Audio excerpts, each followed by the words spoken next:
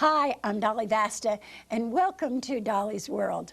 A few days ago, we were all saddened by the death of world-renowned sculptor George Segal. A few years back, George and I taped a show together, and I had done a great deal of research on George and had wondered exactly what kind of man would he be to interview. I found out that he was a courtly old world gentleman, and we had an absolutely lovely interview. What I did wonder about, though, throughout the 3 hours of taping, was how we would ever take all of that and condense it down to 28.5 minutes. Dave and I decided to take this show off the shelves and, in a tribute to George Segal, show it to all of you. I hope you enjoy it. And what a world it is, a sculptor of international acclaim whose works are on display in arts museums not only across the country, but in Europe and Asia as well, whose casting techniques and style are taught in most American schools of art, and who recently received the Governor's Award. I asked him how he felt about such a prestigious honor. I thought it was marvelous. The governor gave me the Walt Whitman Award, and I presume, Whitman was a poet, and this is in the area of art, fine art. These Governor Awards are, I understand, 3 years old, very young, and it's a remarkably good idea, which I think should go national. People from a variety of different fields are given awards for excellence in their particular field. And it involves recognition for excellence, which I think is drastically needed in New Jersey. We used to be the butt of all kinds of jokes, That's true. anti-culture. New Jersey had been called a cultural wasteland. We're sitting here in South Brunswick, something like 40 miles outside of New York, which is culture capital of the world. And I know that I have a lot of artist friends who live out in New Jersey. We all love living here. There's something strangely attractive. I don't know if it's strange, but strangely... Some people might think it's strangely attractive. But all of us are looking at New York City. I frankly depend on New York City for my income. I rarely sell any of my artwork in New Jersey. So you have a whole, you wake up a whole can of worms. Do you get charged up by living out here in the country? The city is very exciting to be in and to be a part of the cultural scene, but do you need to come back here to charge yourself up? Let's reverse it. I think the answer is exactly the opposite of what you're saying. If I'm going to speak honestly, I get charged up when I go to New York. I have to come home to New Jersey. I need the space and the quiet, quite frankly. Being in New York, for me, is like being in a pressure cooker. Everybody's articulate, everybody's smart, everybody's right, and everybody's yakking in my ear. I have to have my own mental life, which is why I get restless every so often. I must go into New York. I've got to catch up on the gallery shows, or I have to see the museum shows. And my mental life has to do with thinking about art. How did George Segal's life get started? I grew up in New York. My father bought a farm that he, bare land out here, right in this spot, across the road from here, and he built a chicken farm.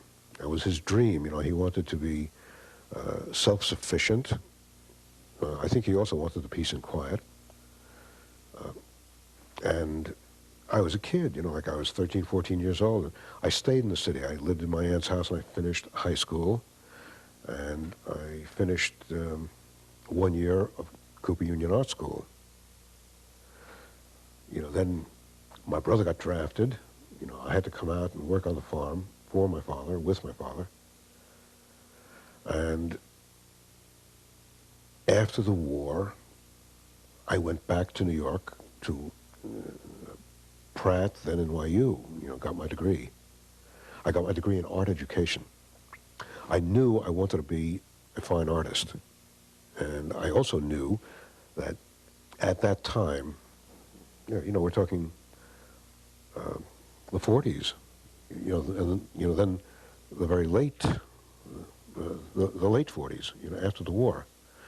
There was no history of an American artist, a fine artist, making a living at the sale of their work. Maybe Ben Shahn, but that perhaps. Yeah, but I was interested in the abstract expressionists who were teaching literally at NYU when I was finishing school. Knowing I couldn't make a living, my father was a poor, hard-working immigrant from Eastern Europe. I knew I had to support my wife, and I figured, okay, I'll study the fine art I want to study and get my degree in art education so I could get a job teaching art. Which was the thinking. Times are very different today. Oh, that's true. But you started as a painter, not a sculptor. That's right. What moved you over into sculpting?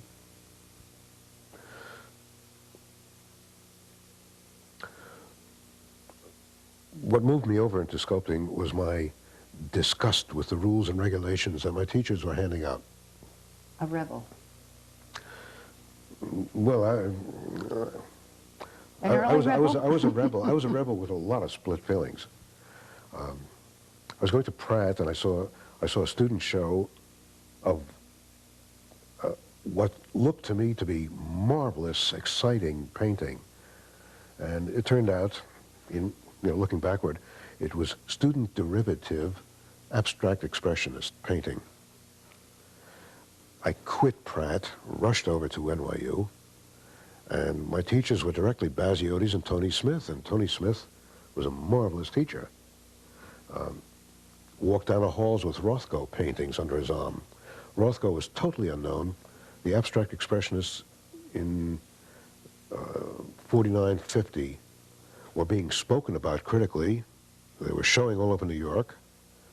They were having a hard job showing in museums, and they were not selling their work, but they were celebrated cause.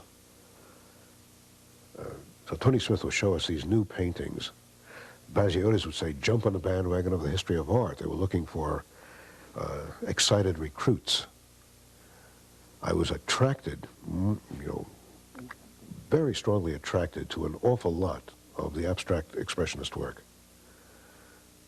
I love the anti-materialist business, no money, and I love the idealism.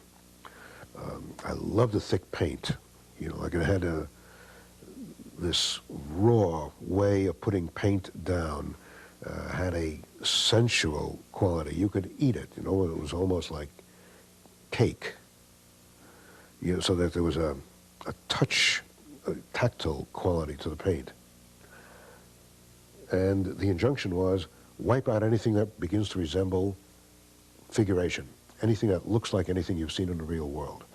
What's this all about? What are you talking about? And we're talking about the invisible. We're talking about things you think about, things, visions, dreams, hallucinations. I thought that was marvelous, except I didn't know how to go about it.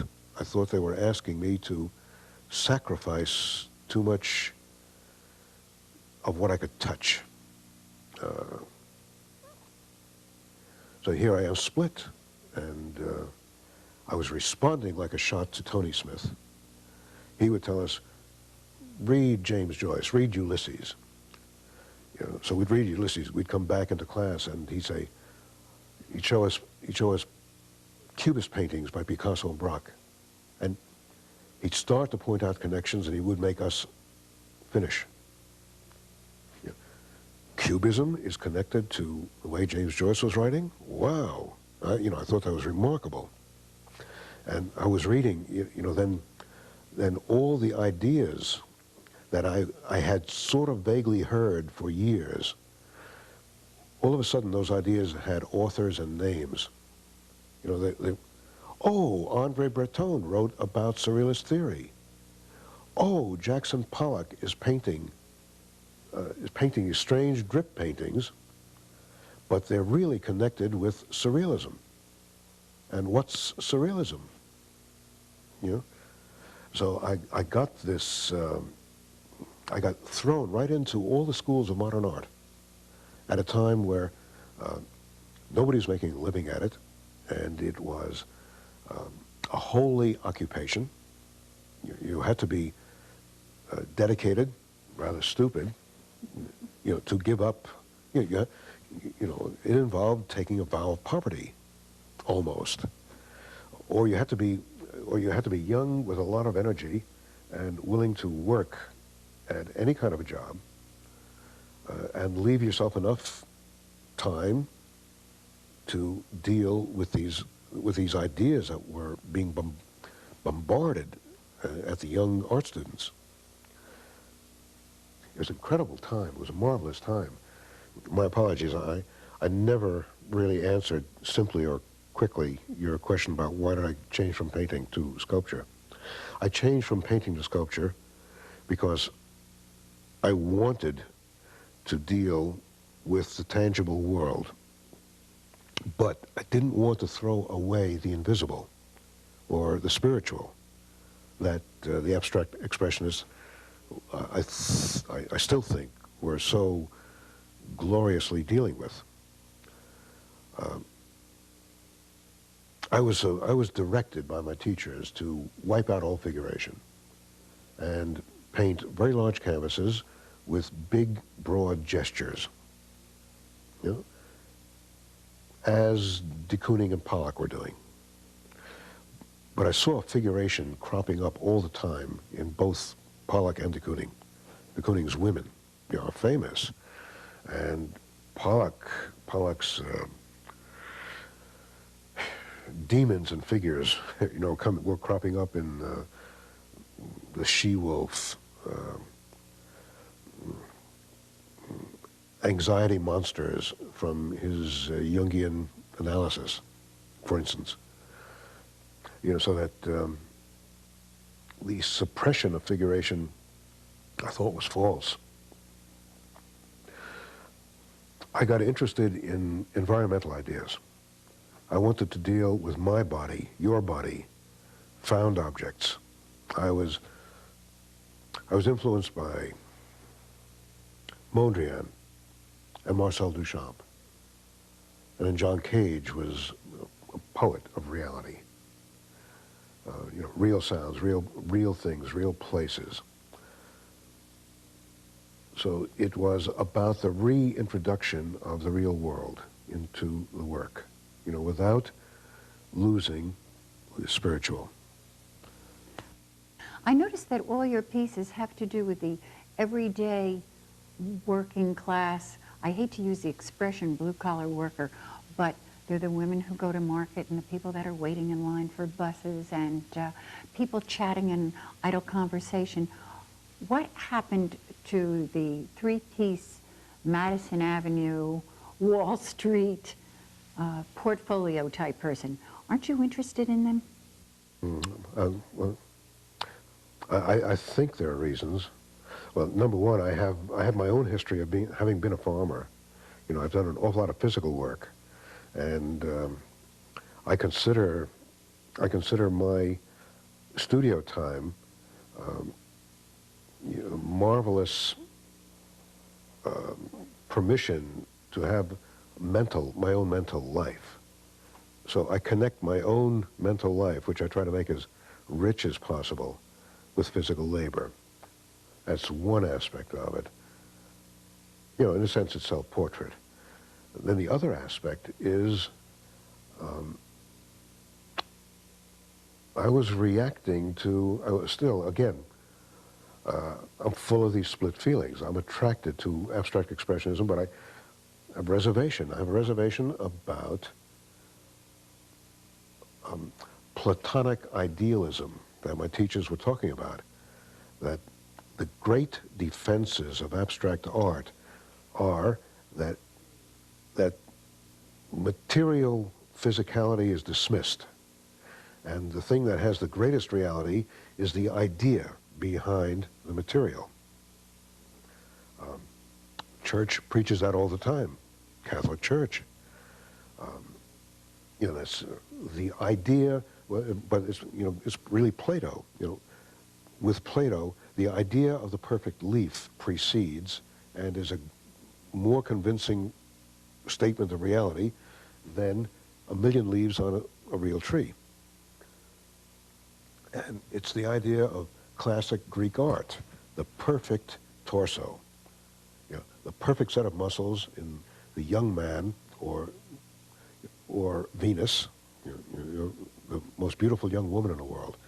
It's the Hollywood idea of classic perfection. And it's a dismissal of ordinary people. I was resentful of that. You know, I consider myself ordinary looking. I've always been slightly overweight, never thought I was particularly handsome. You know, so I have split feelings. I'm insisting that specific individuals are valuable, you know, rather than selecting the Hollywood hero and heroine. But I do love classic art. You know, I do love the tranquility, the poise, the perfect proportions. So again, I'm split. Where do your ideas come from? I wish I knew. I don't know. There's a wonderful one of the bus driver. I don't even know whether it's here or not, but it's you set your figures up into a real situation with real prop pieces, as we say on the stage. They're real street lights, Exactly. fences, so on and so forth. And then they're so lifelike that you almost want to whip your eye around and speak to them.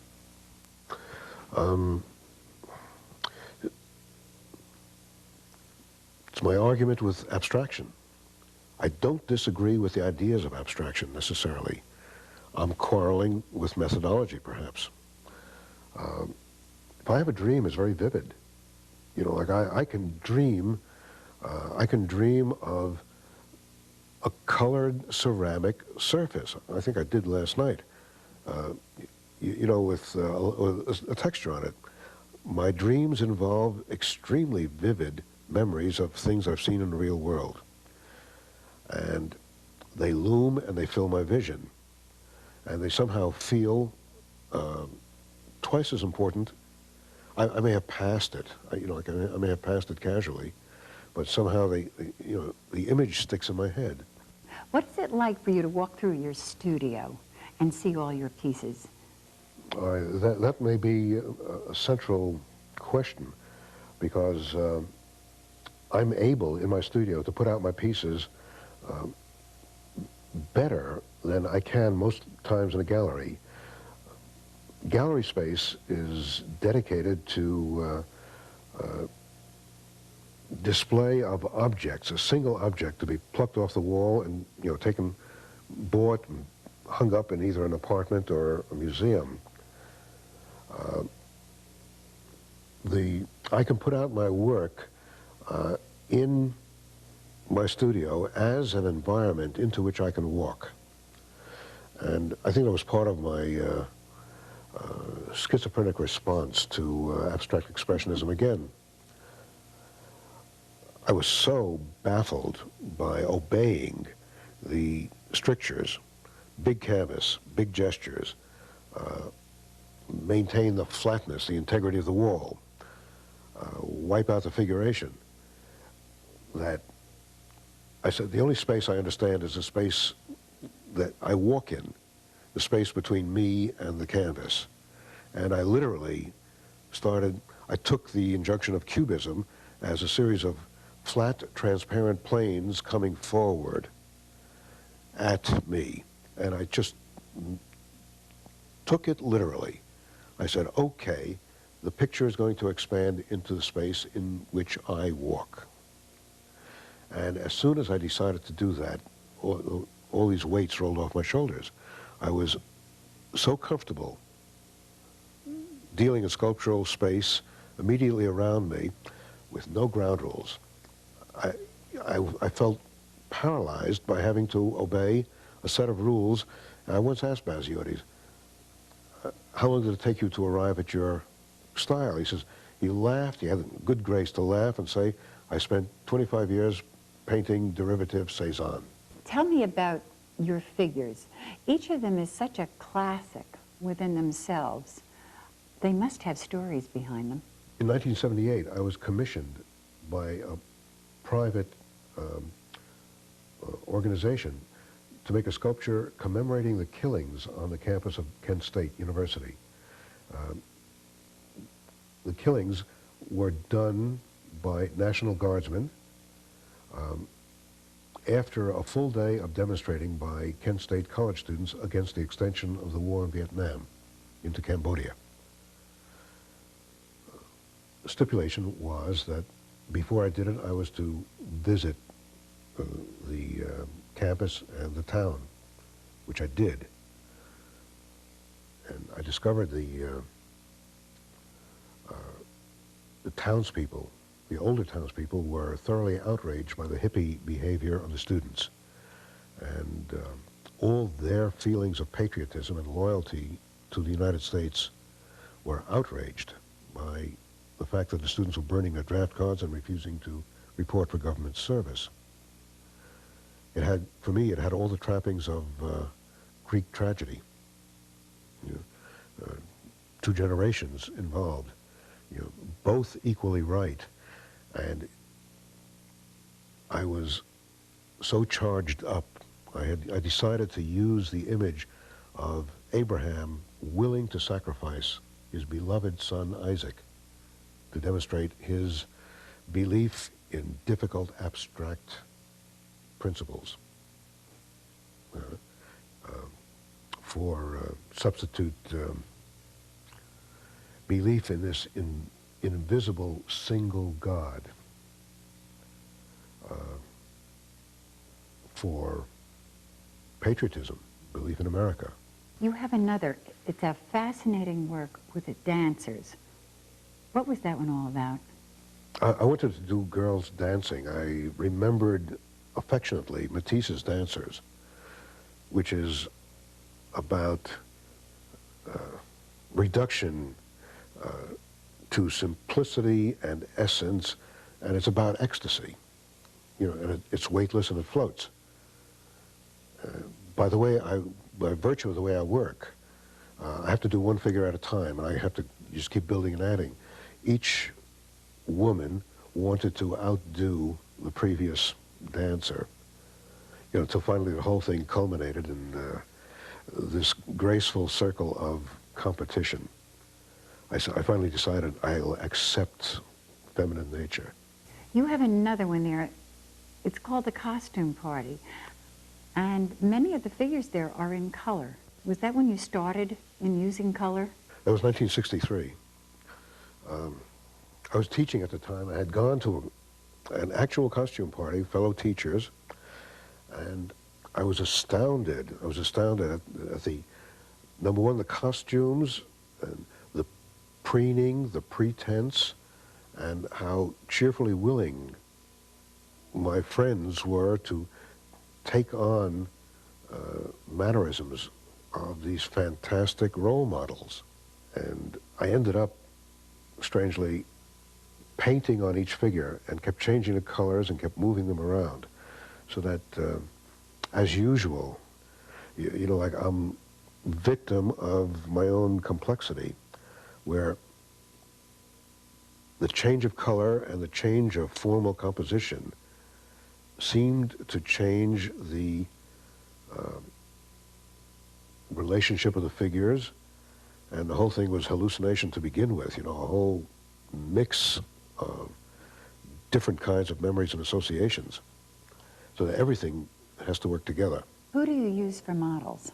relatives, friends, people whom I know very well, you know, whom I've convinced that I'm not going to murder somehow if they sit, you know, get covered with plaster. I wondered about that. Do you do it all at once, all in one casting, or do you do them in pieces? I have to do it in pieces because it's physically dangerous for a model to have the entire skin area covered at one time. So I have to protect the model, I have to do it in pieces, and then I have to rebuild and reconstruct the gesture. So that becomes tricky. How long do they have to hold a pose for? It's pretty simple for the models. They have to hold a pose for 20 minutes at a time, and the model can be finished working in 3 hours, and I'll work forever putting things together. Sometimes it'll go quickly, other times I have to struggle, you know, to get exactly what I want. Before I used to make sculptures, I'd put plaster on people, and I would use the outside cast, you know, which is all runny, drippy, Jackson Pollocky. Later on, I started casting on the inside. The inside was a perfect negative of the exterior of the person. The inside, it was, you know, like a photographic negative. I could get skin wrinkles. I could get texture of skin. I could get hair. I got intrigued with that, you know, and you know, I went through a whole period where I was intrigued with the natural rhythms of the body. Then I started painting, and I discovered with the paint I could stain and make that even more apparent. You know, so I'm dealing with thick paint, transparent paint. As I work, you know, the possibilities just keep unfolding, and that's why all I need is time. George, one of the things we neglected to tell the audience was that we were inside your studio, but actually your studio is a renovated hen house. Yes, indeed. Oh, the building is 300 feet long and 30 feet wide, and it's longer than a city block. And all you have to do is go bankrupt on a chicken farm to get this kind of space. Well, I wanted to thank you. It has been a wonderful experience for me to be able to come out here and interview you today. And I wish you all of the best with all your work. I'm sure you'll have it. And if you ever want to do a television crew in plaster, I know the right crew for you to do.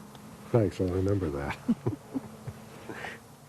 Although the world will miss George Segal, his work will definitely live on. I hope you enjoyed the show. Take care, and I'll see you all next month.